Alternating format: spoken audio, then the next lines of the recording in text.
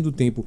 O que rolou, o que está rolando, ou a gente precisa voltar ao passado para começar? Olha, eu proponho, acho que esse aqui vai ser uma live que ela vai ser assistida daqui os próximos dias, meses e talvez ano. Completa. É a primeira vez que alguém vai comentar um escândalo desse tamanho, que é muito similar em termos de tamanho e abrangência ao que foi a Lava Jato, mas que teve uma operação abafa tão grande sendo feita para ninguém falar dela, que as pessoas hoje sabem em pedaços. Hoje, se você perguntar para qualquer pessoa na rua, ela não tem ideia o que é o escândalo do Banco Master.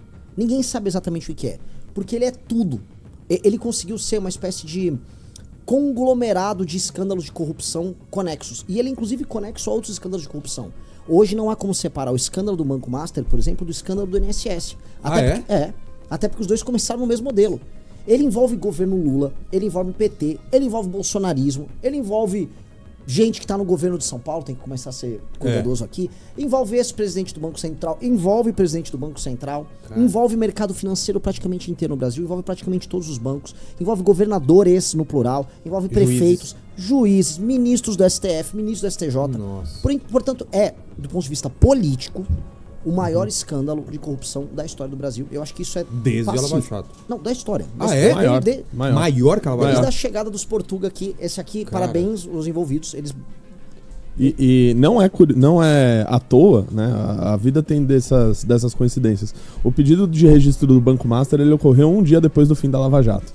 Ou seja, um dia depois do fim da Lava Jato, do qual o Bolsonaro se orgulha de ter enterrado e acabado com a Lava Jato, surge já o Banco Master, né? Isso sem contar da vida pretérita do Banco Master, né? Do Banco Máxima, dos investimentos do Vorcar, da Igreja Lagoinha, enfim, são muitas coisas. É bom a gente seguir a linha do tempo que o Renan vai traçar aqui pra gente não se perder e não deixar nenhuma história acabar engolindo a outra, porque dá pra falar disso por horas. Entra até igreja evangélica. Igrejas.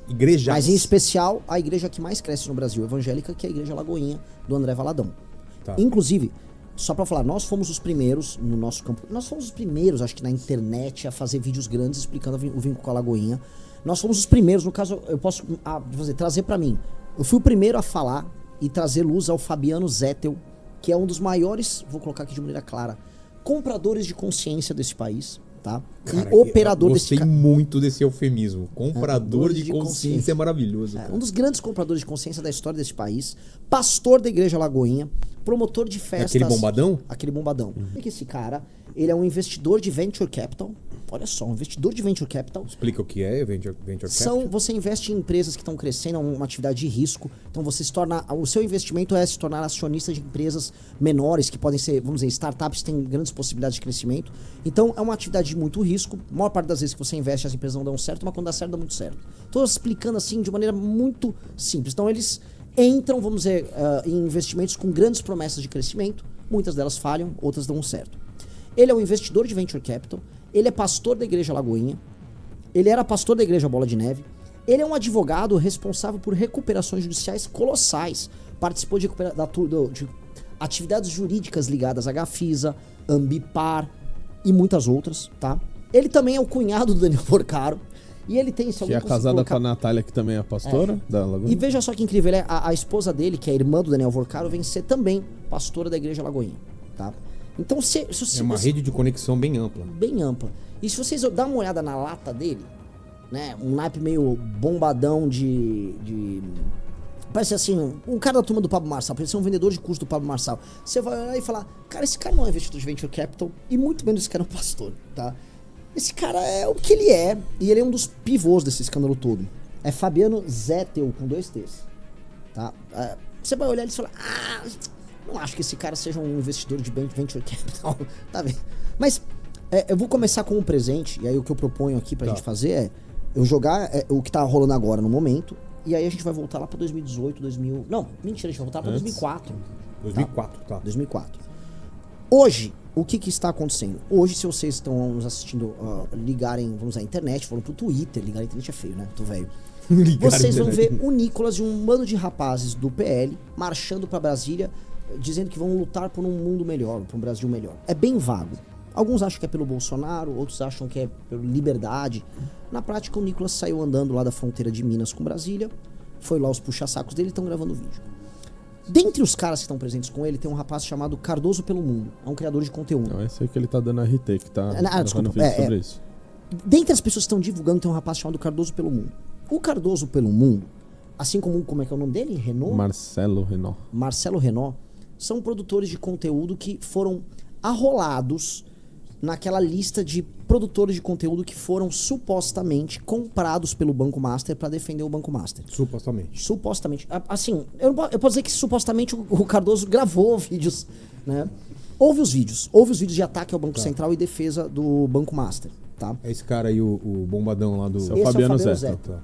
Esse cara é um empresário de Venture Capital, advogado que faz grandes... É o maior advogado de recuperações judiciais do Brasil, pelas supostas...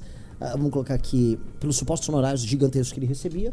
E pastor evangélico. Assim, o cara é um multitude. E sem medo de dizer, ele é um dos maiores criminosos do Brasil. Ele foi preso recentemente, né? Como tudo no Brasil, ele foi solto logo no dia seguinte. Mas esse cara, junto com o cunhado dele, Daniel Vorcaro, fizeram esse esquema que é um dos mais bizarros já vistos. Essa galera que tá indo pra lá pra Brasília e tal, né? Tô pegando isso porque me soa, tá? Como uma gigantesca operação abafa, como muitas outras que estão acontecendo, para esse escândalo do Banco Master, que tem inúmeras consequências agora caindo no colo de todo mundo. As consequências estão caindo agora no colo do governo do PT? Sim. As consequências estão caindo no colo, por exemplo, do Tarcísio e de parte do mercado financeiro, da Faria Lima? Sim. As consequências estão caindo no colo da Igreja Lagoinha, a ponto do Silas Malafaia ter vindo a público semana passada brigar com a Damares, que é a senadora evangélica, porque a Damares avisou, tem muitas igrejas evangélicas envolvidas no escândalo do INSS? Sim. Cara. E o escândalo do INSS tem relação com o escândalo do Banco Master? Sim. Totalmente. O que eu tô falando, assim, semana passada a gente soube, né, semana retrasada, na verdade, de influenciadores que estavam sendo comprados, dentre eles um bolsonarista que disse que ia denunciar tudo, tinha até um contrato de confidencialidade, amigo do Nicolas também. Mas o que nos parece, tá, é que não interessa a ninguém da política, nem do judiciário, nem do mercado financeiro, que se revele as entranhas do que aconteceu.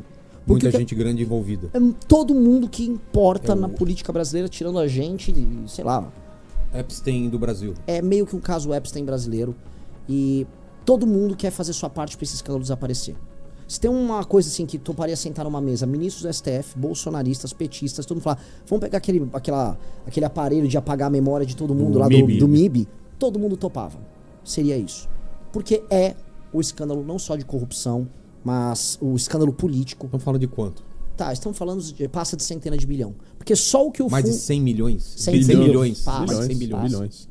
Para começar, tem o rombo que o Banco Master deixou, que o Banco Central queria que o Vorcaro desse um jeito, que era 12 bilhões. Fora isso, tem todos os fundos de pensão que colocaram dinheiro dos aposentados no Banco Master e nos fundos de investimento ligados a ele. Enfim, se a gente for contabilizar um por um, com certeza passa de centenas de bilhão. Sim. A imprensa já está falando em 40 bilhões, 50 bilhões, mas foi só a FGC. Foi só a FGC, exatamente. 41 foi só a FGC. Só que a FGC só pega cotas até R$250 mil de pessoas que foram lesadas pelo banco. O que é o FGC? O FGC é o Fundo Garantidor de Crédito. Para caso aconteça algo do banco quebrar, etc e tal, as pessoas que têm o dinheiro investido nele, elas recebem até R$250 mil.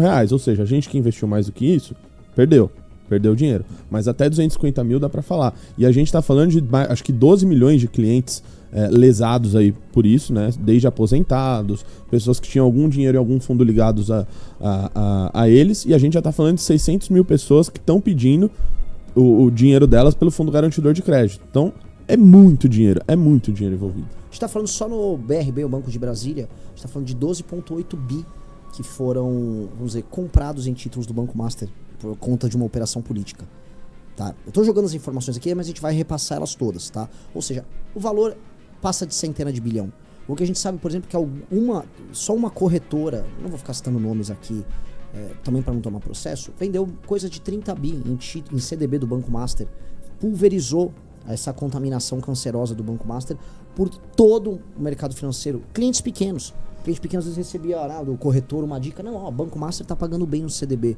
E as pessoas foram caindo. Então, esse é um escândalo colossal, de dimensões colossais, que implode em grande medida o capitalismo brasileiro. Tá? Ele tem um efeito dominó aí? Gigantesco, porque ele contaminou boa parte dos bancos e corretoras. Tem alguma coisa semelhante com o que aconteceu lá com a crise imobiliária lá nos Estados Unidos, que também deu uma abalada na economia? Parece. Não o tipo de coisa. De alguma maneira, sim, me parece que na parte que principalmente foram feitas algumas medidas regulatórias com relação aos bancos brasileiros, principalmente em 2019 e 2020. E basicamente uma delas garantia que, no caso de bancos, etc., se você tivesse um prejuízo muito grande, né, o prejuízo seria socializado, ou seja, o Estado ia salvar esses bancos. E é o que a gente está vendo aqui no Brasil. Né, principalmente nos fundos de pensão e etc., é o Estado que vai ter que colocar o dinheiro para garantir que o aposentado, no final das contas, Sim. receba alguma coisa do dinheiro dele que foi roubado pela turma do Daniel Vorcaro. E aí, esse é o estado das coisas agora. O ministro Supremo envolvido, desesperados em apagar a operação. O Alexandre de Moraes, que todo mundo fala, vocês não falam de Moraes. O Alexandre de Moraes incluiu no inquérito das fake news a Receita Federal e o COAF. Você inclui no inquérito a Receita e o COAF, porque supostamente... A Polícia Federal, né? Também? Deve estar no Porque meio. eu sobre a Receita e o COAF. Porque supostamente os dois estariam atentando contra o STF, porque eles estavam adotando procedimentos que poderiam lesar a liberdade da Suprema Corte, mas basicamente membros da Suprema Corte tiveram relações bem próximas ali com o Banco Master, sim. Tenho que ser muito cuidadoso aqui também com as palavras, mas é tudo, só estou trazendo informações muito públicas, boa parte delas, vamos dizer, atestadas por contratos que se tornaram também muito públicos. Eu acho que o estado das coisas hoje é esse, tá? É um escândalo que estoura pra valer durante o governo Bolsonaro, continua durante o governo do Lula, envolve gente de todos os, vamos dizer, todo o espectro político. E Brasília, assim, se pegarem o celular do Vorcaro e realmente soltarem o que tá ali dentro, o mesma coisa do Fabiano Zettel, e se pegarem, e se esses caras fizerem uma delação, Brasília cai. E aí a gente tem que ver o que vai restar, vamos dizer, de país pra gente recuperar depois, tá? Então, o estado hoje das coisas, se eu for fazer uma radiografia, é essa.